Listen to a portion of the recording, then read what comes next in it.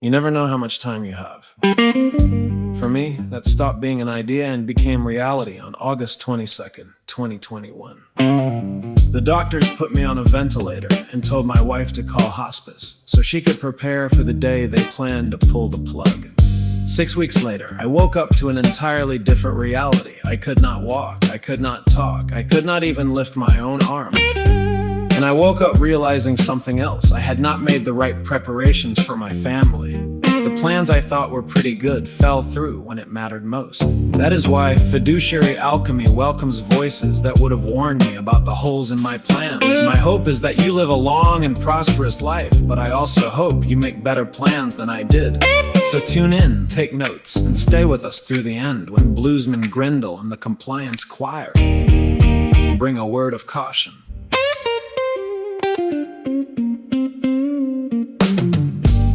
Today, I want to welcome Sean Kuttin. Sean is the Business Development Manager with Kuttin Wealth Management. They are a nationally recognized wealth management firm with more than 18 billion in assets under management. They have 250 team members serving over 27,000 clients.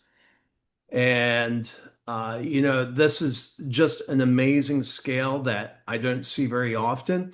And really interested in the conversation. Sean, welcome. Thank you, Craig. Excited to chat today and appreciate you having me. Yeah. We were talking a few minutes ago about lacrosse. You grew up on Long Island, I grew up in Maryland. We both grew up. I think I got my first lacrosse stick in elementary school. And this was decades ago when, it wasn't, most people didn't play lacrosse, at least when I was playing. But what position did you play? I played midfield. So you ran your butt off. Yeah, yeah, a lot of up and down. Yeah. So where did you play? So I went to Chaminade High School on Long Island, and then I played in college at Yale University. Cool. Um, and you said you were all American? All American in high school. Played in the Under Armour All American game, and then went on to Yale. That's me. Yeah, so when I was playing, there was no such thing as Under Armour. I didn't think it was a company yet. Yeah, Uh, or if it was, he was still driving around in his car selling shirts out of the back of the car. yeah. Under Armour was actually founded, I think, in Baltimore, or at least is headquartered in Baltimore today. Yeah, he was a football player for University of Maryland, and he would finish a game, like 10 pounds heavier than he started just from all the sweat. And Yeah, he thought, we could probably play better football if we had a shirt that just kind of wicked sweat and let it evaporate. And so he figured out that shirt. He ordered a bunch of things and he put them in the back of his car and he would go from campus to campus trying to sell the shirts. interesting. I didn't know that was the founding story, but makes sense. Yeah. I played defense, and one of my favorite moves was when the ball was coming back to my end of the field, I would just kind of flip my stick around. So as the attackers were backpedaling, they would naturally just kind of run into my stick and goose themselves. Yeah, And didn't hurt them, but it really screwed up their concentration. right. Yeah, yeah. Everyone has their tricks up their sleeves. The one thing I did now that of course was legal. The one thing I would do that was maybe across the line was when they were screening the goalie. Of course, I had to get them off the crease, and I could ask them politely, but usually they wouldn't move. So I'd wait till the ref wasn't looking, and I'd take my elbow and just kind of knock him in the crease, and have one guy actually fall out of his shoes trying to stay out of the crease. And the ref looks back, blows the whistle. He's like, "I was pushed," and Yeah, but hey, at least the way we played was a lot tamer than the origins of it. There was nobody died in any of my games. 100%. Yeah, no, it's crazy and a great sport. So it's awesome. You mentioned that you were injured. What kind of injury did you have? Um, yeah, going into my junior season before the first game, I messed my knee up, hyperextended it, and then a bunch of soft tissue uh issues there. And then the following fall, after I recovered, broke my fibula and ankle during practice. So back-to-back years with injuries. Wow, it sucks. It sucks. So when you graduated college, obviously your firm was founded by your dad. Did you join the firm at that point, or did you do something else in between? Yeah, I joined the firm right away. So I had interned during the previous summers, and then once I graduated, I was working pretty much, I think maybe a week or two after graduation. Yeah. Tell me what that was like. Tell me what that was like joining your dad's firm. Was it daunting? Was it I don't know, what was that dynamic like? It's been great. I grew up going to different conferences for the business overall, so I've been around it for a really long time and had always seen the behind the scenes of my dad on calls and the car rides and whatnot. So to be inside the organization is a blessing and is great. I have my second brother who joined in June. My third brother will be joining this July, I believe. And then my youngest brother is a freshman in college, but eventually he'll be joining too. So it's great having all the family involved. Yeah. Well, and it's interesting. So I'm always looking at things from a marketing side, and one of the things I know about that industry is there's 9% personas of high net worth investors, and the number one persona at 34% is a family steward. Their primary motivation for investing is create a financial legacy for their kids and grandkids. And the one telltale sign is they're often business owners that have all their family working in the business. So that tells me a lot about your dad. Right. Is he has kind of a higher mission of, hey, I want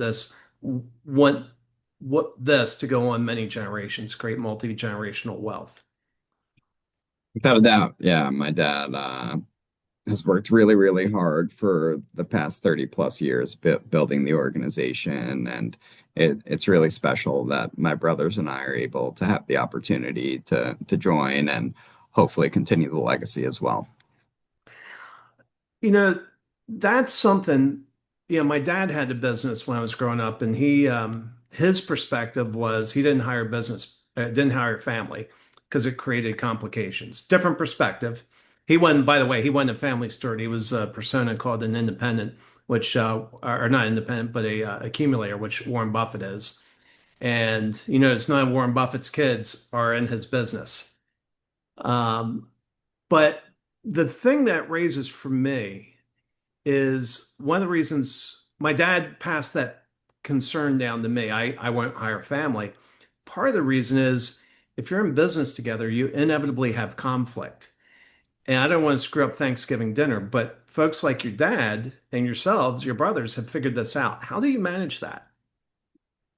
I think we all have really good relationships to begin with outside of work, and working together has strengthened our relationships to be frank, as we're just all working on the same mission, even more so. So, we really don't have conflict. My brothers and I really have never argued, even when we were younger, and I think that's a testament to how our parents raised us. But it's really special and really exciting just to know we have everybody coming in, and working towards a higher mission beyond just wealth, but it's really helping other people go get theirs is what our mission is focused on right now, helping more financial advisors realize their potential and helping more families around the country with financial planning, tax, everything along those lines. That's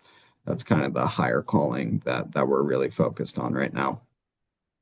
Well, and let's break that into like two things. Let's start with the financial advisors so you guys do a lot of acquisitions. That's the focus of a lot of your growth. What's the thing that keeps holding them back, that keeps them from becoming their own Kuttin Wealth on their own effort? Um, what are the limiting factors that you see in these firms? Um, I would say one from the acquisition side, we really look to provide a safe haven for retiring advisors where they know that their clients will be taken care of and they'll be able to rest comfortably knowing that they're in good hands. And then for the advisors that wind up joining us from external broker dealers, some of it is just the vehicle that they're in today where they don't have certain capabilities or resources to be able to scale the way they want to, or their economic structure isn't as ideal. So there's a whole lot where we really partner with the advisors that come and join us and help them go scale through M&A, through CPA partnerships, through different specialists and resources that we have internally to take more off of their plate and maybe things that they are not as proficient in to go help them just go be in the best seat possible. And leadership is a really big piece to the organization. We have a leadership coach that trains the entire organization on an ongoing basis. And you're not only a leader of your clients, but you're a leader of your team and family and in your local community, whatever it may be. So the leadership piece, culture is a big buzzword and a cliche, it seems today at least, where a lot of people talk about culture and it's the best culture. We have a lot of high achievers inside the organization. So when folks join us from other broker dealers, their eyes are just opened to what is possible and how others are thinking about it inside of Kuttin Wealth. Yeah. Well, and I love the fact that you have a leadership coach. When I used to work in corporate America, there was one company I worked for that had somebody in HR whose sole job was to kind of coach and mentor the managers and how to become better managers. And so I love that. It's a rare trait. The reason I'm bringing it up, it's a rare trait that I infrequently see. Um, who figured out they needed that? That was my dad. So my dad hasn't seen a client in about 15 years. So solely CEO, visionary, building new steel, and he's really just not just, but he's a leader of the organization now, helping our other leaders inside of here. We have a saying inside of the organization of leaders developing other leaders. So it was my dad. He had a leadership coach, always looking to get better. He's big on self-development and just continuing to grow and get 1% better a day. So that was him, and it's been great. As to put in perspective, I think it was 2019. We maybe had three or four offices, pretty much Long Island and a couple in the tri-state area. And today we're north of 50 offices around the country with 250 plus team members. So it's a different game, right? You don't have everybody in the same office and being able to help them. So being able to have other great leaders inside the organization has been critical to continue to scale the way that we have. Yeah, nice. Well, let's switch over to the personal side. That one part of your vision was to really help individuals achieve what they're looking for in life. Um, it's kind of the same question. What are the roadblocks that you keep seeing people fall into? Um, I would say it's similar. I think for the other advisors, it's just not having the right people around them, where again, the cliche, but you're the average of the five people you surround yourself with inside the organization. Everyone here is trying to build something really big and to build an enterprise inside of the organization. So when you're around that kind of thinking, it just rubs off on you rather than some folks who are maybe just happy with where they're at and on cruise control, which to each their own, but that's not necessarily our culture or our vision for the folks inside the organization. So I think really being around great people is a big piece. And then on the client side, you just don't know what you don't know. And a lot of advisors today, externally, it's more of just investment managers where they create a portfolio and give you a call once a year. And that's why the industry sometimes gets a bad rap. We're a financial planning firm first to short, medium, long-term goals, cash flow, budgeting, analysis, tax planning, tax strategy. You have a business, there's a million different things that we could talk about with the business. So it's really diving into the holistic plan and diving in deep where there's significantly more gaps and more value to go provide. And it's a misconception a little bit that financial advisors are really just stock pickers. It goes way beyond that, and that's where the most impact is as well. Yeah.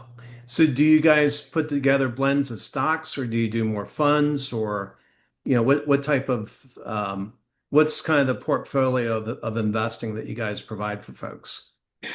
Yeah, we have an 11-person investment committee with three CFAs inside of Kuttin Wealth. So they have about a dozen model portfolios today that our can go plug clients into based on their goals or just more custom portfolios. For example, we have a faith-based model for the individuals that prefer faith-based investing. And it's case by case, but with the model portfolios, we can trade on a discretionary basis as well. So volume at scale certainly helps just from a price perspective, along with efficiency perspective. We have a great alternative platform, but overall, case by case, we're looking to instill confidence, simplicity, and success in our clients' lives and overall financial picture. So that's the real goal with the portfolios. And then the real alpha, in our opinion, is in the tax planning, tax strategy side of things. We're not a hedge fund. We're not looking to be a hedge fund. Um, we absolutely hope for the best returns possible, but the real alpha is in the tax planning, tax strategy side of things, and making sure everything is aligned with their goals and getting there in the right manner.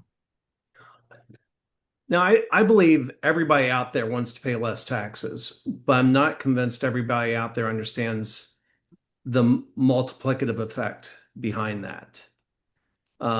So how would you express that in terms of why that's such an important part of their strategy?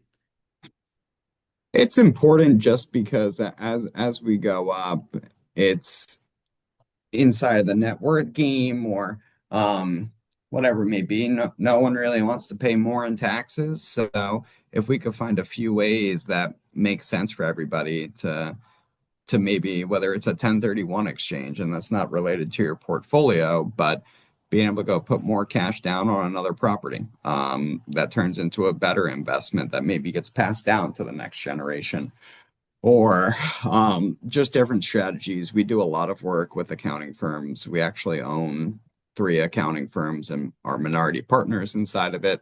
So we have great CPAs, EAs that are surrounding our advisors with a true collaborative, tax-centric approach to financial planning. And what would you say is the typical net worth for the clients you serve?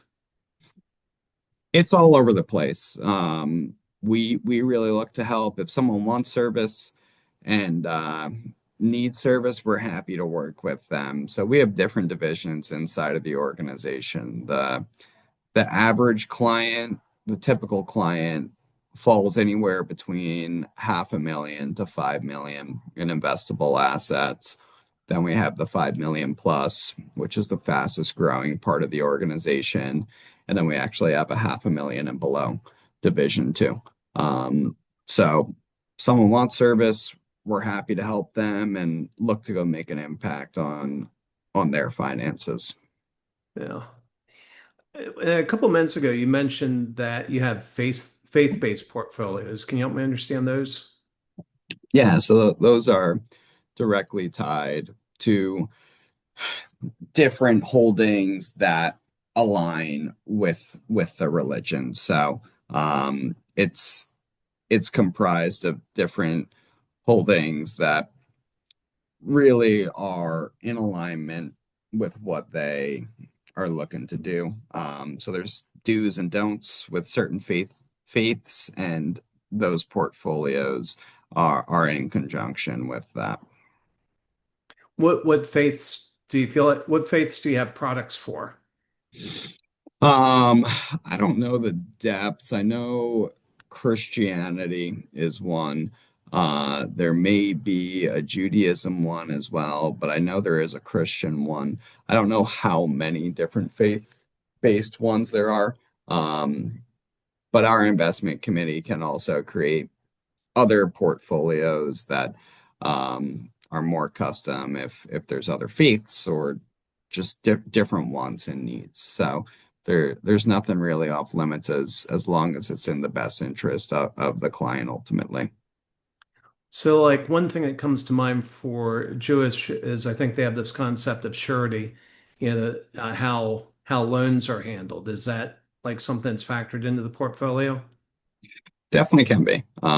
Yeah, that definitely can be. It's open architecture here, so nothing necessarily off limits as long as it's on the platform. So certainly can put that into practice as long as we have access to it. Yeah. Well, cool. Um, what do you feel sets you apart from other firms? Yeah, because people have like a gazillion choices out there. What are things that you guys do that you feel like just really set you apart? I think it's really leading with financial planning for from the client perspective, leading with financial planning, the all of it coming together from a holistic manner, from the tax. We have a health and benefits, property and casualty arm, small business consulting arm with a proprietary valuation software, payroll, outsourced CFO, real estate advisory, boutique investment bank. Those are more tailored towards business owners. And then on more of the personal side, we have our 11-person investment committee, we have a retirement plan team, a life insurance team, a high net worth team, financial planning team. Um, all of those folks are solely there for Kuttin Wealth advisors to go come into meetings, as some advisors may be great with portfolios, but they may not be the best with insurance or whatever it may be on that front. So being able to bring all of that together, the team approach, I think really sets it apart. And there's nothing that we really can't get answered, as if your primary advisor maybe doesn't know the answer, there's likely someone inside the organization that does. Yeah. Now, one of the things I've heard is I think I heard the average age of a financial advisor is like 56 or 58, something like that. And there's not a lot of young folks coming into the industry, or at least not a replenishing rate. How do you guys handle staffing? Yeah, we have great people inside the organization. I don't know the exact average, but I believe our average advisor age is somewhere between 40 to 45. So we actually have a pretty young organization. Some of the ways that we go about it, we have a massive internship program that we have every summer. So that's a great way to bring in younger folks inside the organization. We look to hire some of them after the internship. We view it as a 3 month long interview process. And with that, we'll hire them going into their senior year, and then we'll pay them to come work a couple hours a week, but throughout the semester, we get them fully licensed. So they're coming in and hitting the ground running after college. So that's one that's great. We have our virtual planning team, which works with clients that still want service, still need service, but maybe are just taking RMDs or aren't as complex as cases.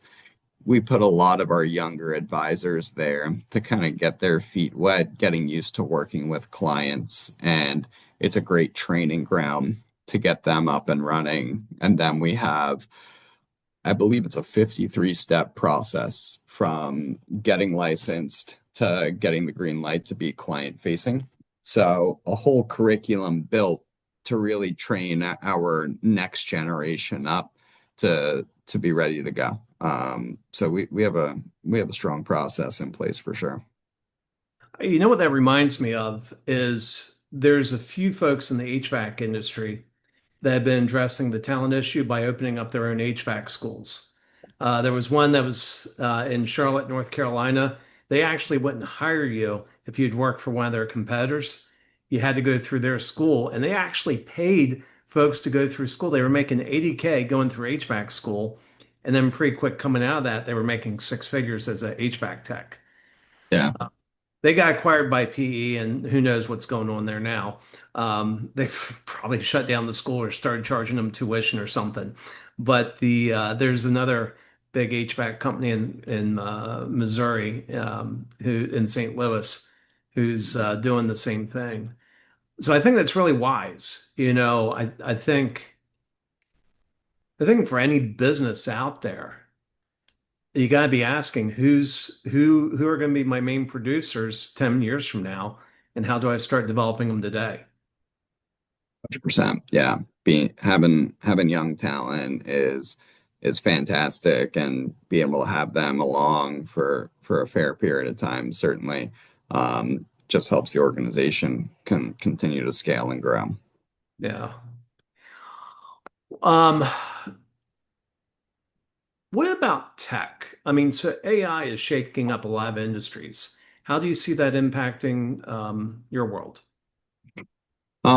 We think it's going to be great for the industry and us in general as those who aren't all that advice centric are going to be in a little bit of a difficult situation, but it's going to add a whole lot of efficiencies to the industry, just having more knowledge readily available.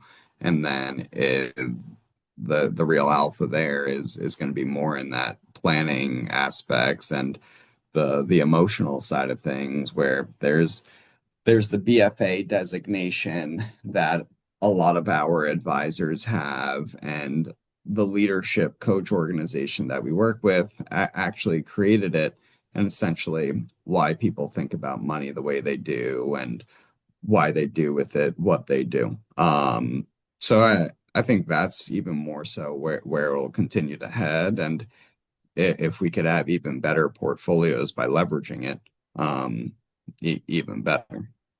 Yeah. So let's kind of wrap up with the whole.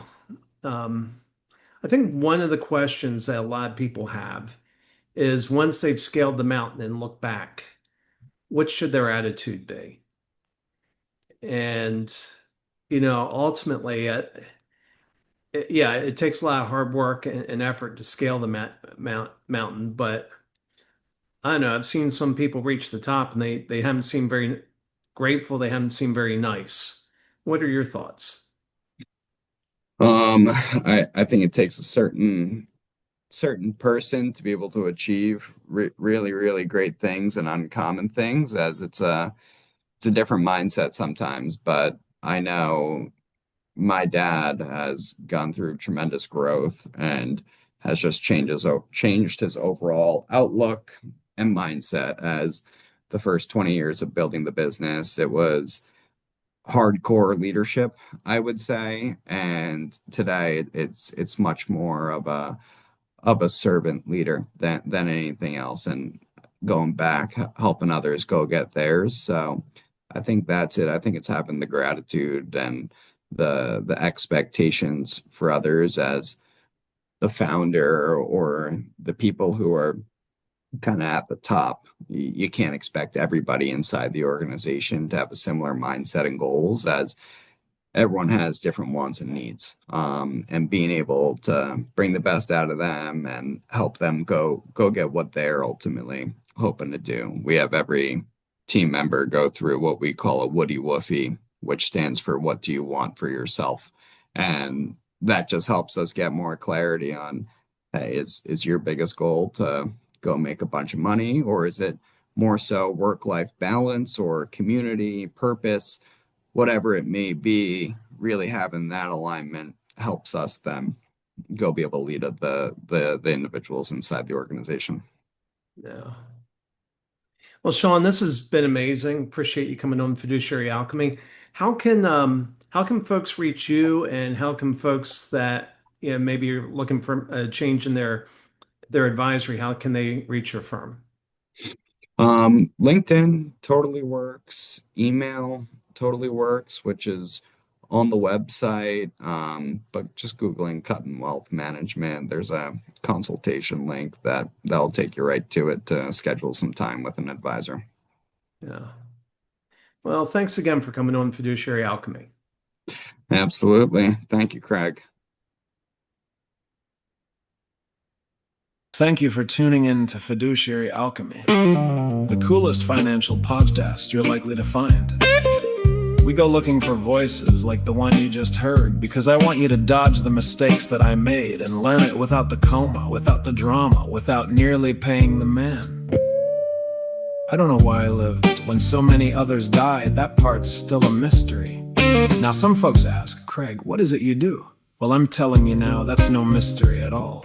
We solve hard marketing problems in crowded markets so good folks like our guests can rise above the noise, become visible, memorable, irresistible, and grow like never before. If organic growth is your problem, reach out, call me. Let's make a plan and bring your next steps into the light. But don't leave yet. Stick around a minute more and listen to Bluesman Grendel and the Compliance Choir deliver a word of caution just for you.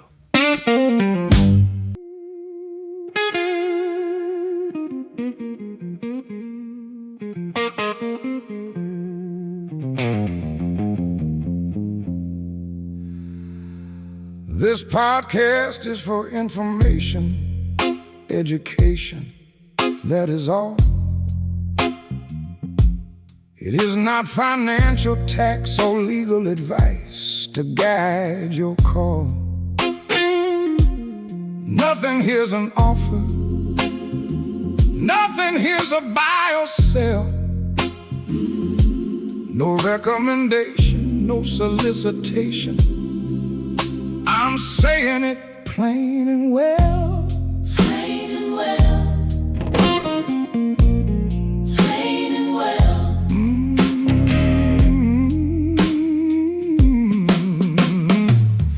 Past performance ain't no promise of what tomorrow brings. Markets turning, people lose on all kinds of hopeful things.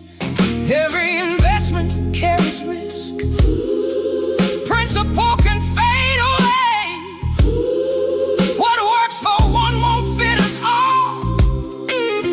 That truth is here to stay. Fade away. Fade away. Here to stay. Yeah, that's the compliance blues. Lord, the compliance blues. Get your own financial, tax, and legal help before you make your move. That's the compliance blues.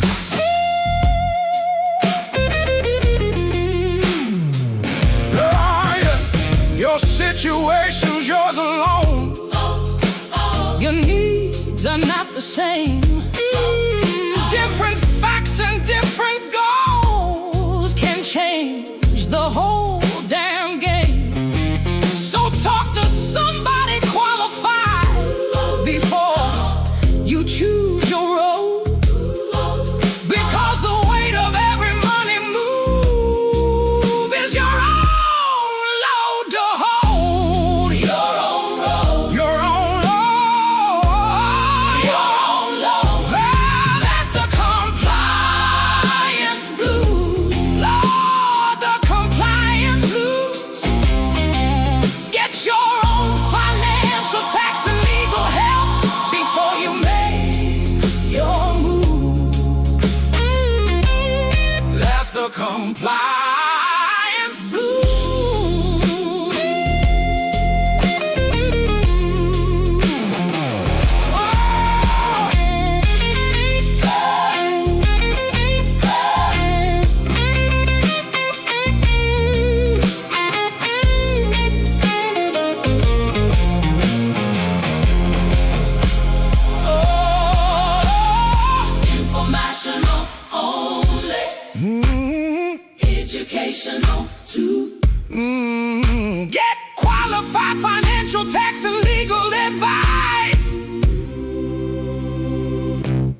that is right for you.